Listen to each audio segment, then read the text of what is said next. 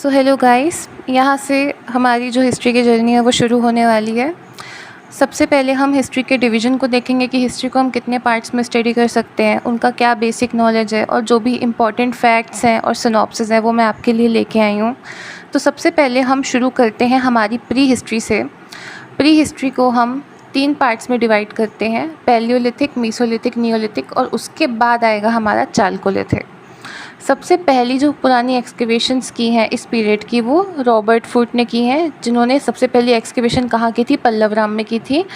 और यहाँ से इन्होंने एक हैंड एक्स को डिस्कवर किया था, जिसके बाद से इन्हें फादर ऑफ प्री हिस्ट्री भी कहा जाता है। इसके अलावा इस समय पे जो एक्सकेवेशन की थी वो रेमव्हीलर ने की थी। अगर हम पैलियोलिथिक पीरियड की बात करें तो इसे ओल्ड स्टोन एज भी कहा जाता है। ये 1865 में इस यहाँ पे एक्सकेवेशन की थी जॉन लबॉक ने, और ये आइस एज या प्लेस्टोसीन एज के अंडर आता है।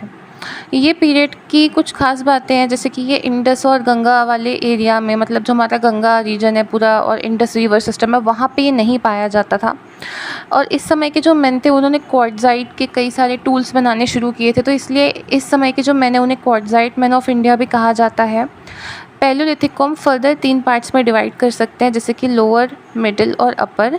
और ये किस बेसिस पे डिवाइड किया है, ये बहुत ही इंपॉर्टेंट क्वेश्चन है। तो इसे डिवाइड किया है वैरायटी ऑफ टूल्स के बेसिस पे। ओके, नाउ कम्स हमारा मीसोलिथिक सेकेंड। तो इसे ट्रांजिशनल फेज़ भी कहा जाता है। इस समय पे हमें बो एंड एरोज़ देखने को मिले हैं, मतलब तीर कमान। सबसे पुराने, सबसे पहले ब्यूरियल्स, डेड बॉडीज़ को क्रीमेशन करना सबसे पहले यहाँ देखने को मिला है। ऑर्नामेंट्स देखने को मिले हैं। सबसे पहला डोमेस्टिकेशन भी मीसोलिथिक पीरियड में मिला है, और कहाँ पे मिला है? मध्य प्रदेश के आदमगढ़ मतलब एरिया में, और आदमगढ़ जो है वो होशंगाबाद डिस्ट्रिक्ट में लोकेटेड है।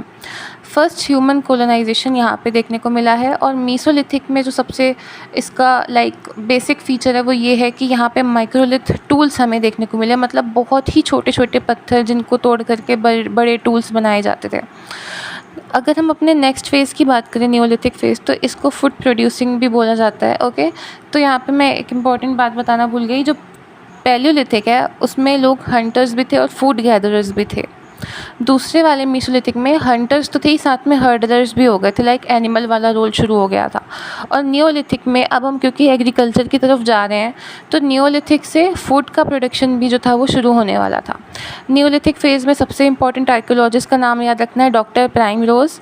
वी गॉर्डन चाइल्ड, इन्होंने क्या बोला है? नियोलिथिक को न्यू रिवॉल्यूशन के नाम से बताया है। यहाँ पे क्योंकि मैंने बताया एग्रीकल्चर था, तो अर्दनवेयर मतलब मिट्टी के घड़े या बर्तन देखने को मिले हैं। डोमेस्टिकेशन तो यहाँ पे भी होता ही था। पॉटरी हमें बेलन वैली से मिली है, जो कि उत्तर प्रदेश में है। और डॉग्स को बरी किया जाता था, मतलब जो डॉग्स का क्रीमेशन था, ब्यूरल था, वो बुर्जा होम में मिला है, जो कि जम्मू कश्मीर में लोकेटेड है। सबसे पुराने राइस के एविडेंसेस हमें कोल्डीवा उत्तर प्रदेश से देखने को मिले हैं। उसके बाद हम देखते हैं मेहरगढ़। मेहरगढ़ हमारा पाकिस्तान एरिया में लोकेटेड है, जिसे ब्रेड बास्केट ऑफ बालूचिस्तान भी बोला जाता है। मतलब यहाँ पे बेसिकली ब्रेड से ऐसा मतलब नहीं कि ब्रेड का कल्टीवेशन होता था, बस एज इन की मतलब यहाँ पे कल्टीवेशन प्रोडक्शन बहुत अच्छा था। अगर हम बात करते हैं पैलियो मीसो नियो हमारा हो गया, उसके बाद हम आते हैं मेटल एज की तरफ। तो मेटल एज में हम देखते हैं इसको 3 पार्ट्स में डिवाइड करके, चालकोलिथिक, ब्रॉन्ज एज और आयरन एज। तो चालकोलिथिक का जो मीनिंग होता है वो क्या होता है? ये पहली बात तो ग्रीक वर्ड से लिया गया है, और इसका मतलब होता है कॉपर प्लस स्टोन, मतलब पहली बार जब कॉपर का यूज़ शुरू हुआ था। इसके बारे में बहुत इंपॉर्टेंट बात याद रखनी है कि ये मेनली जो था वो रिवर वैलीज़ के अराउंड देखने को मिलता था, और इसके अंदर कई सारे सब पार्ट्स हैं। इसके अंदर कौन कौन सी कम्युनिटीज़ आती हैं, जैसे कि हमारी कायथा, बनास, आहर, मालवा, जौरवे। जैसे कि कायथा उज्जैन वाली है, बानस जो है वो बनास रिवर राजस्थान में है, और आहर भी उसी एरिया में लोकेटेड है राजस्थान के। मालवा हमें पता है मध्य प्रदेश का अपना वेस्टर्न पार्ट, और जौरवे हमारा ये आपका महाराष्ट्र साइड लग जाता है। ये एक सेटल्ड सिविलाइजेशन थी, क्योंकि अब एग्रीकल्चर पूरी तरीके से आ गया था, और जब आप एक जगह पे खेती कर रहे हो तो आप फिर अपनी क्रॉप को छोड़ के तो जा नहीं सकते हो, तो सेटल हो गए थे, क्रॉप्स ग्रो करने लगे थे। हड़प्पन सिविलाइजेशन यहाँ से इवॉल्व होना शुरू हो गई थी, क्योंकि अभी हम चालकोलिथिक में, अब धीरे धीरे जब हम ब्रॉन्ज़ की तरफ आएंगे तो हम हड़प्पा की तरफ आएंगे, क्योंकि हड़प्पन को भी ब्रॉन्ज़ एज कहा जाता है। तो हड़प्पन का इवोल्यूशन देखने को मिला था।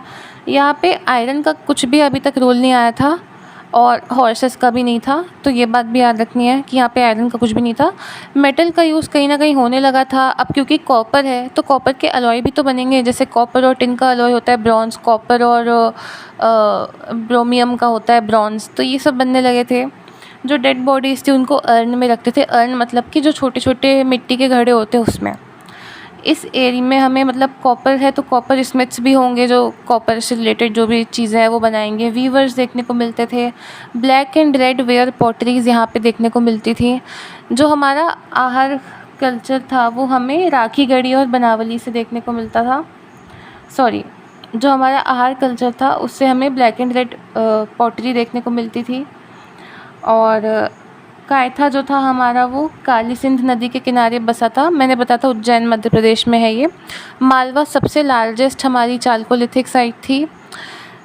सावलदा महाराष्ट्र में लोकेटेड है, ये भी चालकोलिथिक साइट है। प्रभास और रंगपुर हड़प्पा के पार्ट थे और बालाथल जो है वो आहार कल्चर का एक पार्ट था। तो ये कुछ इंपॉर्टेंट फैक्ट्स हैं चालकोलिथिक साइट्स के।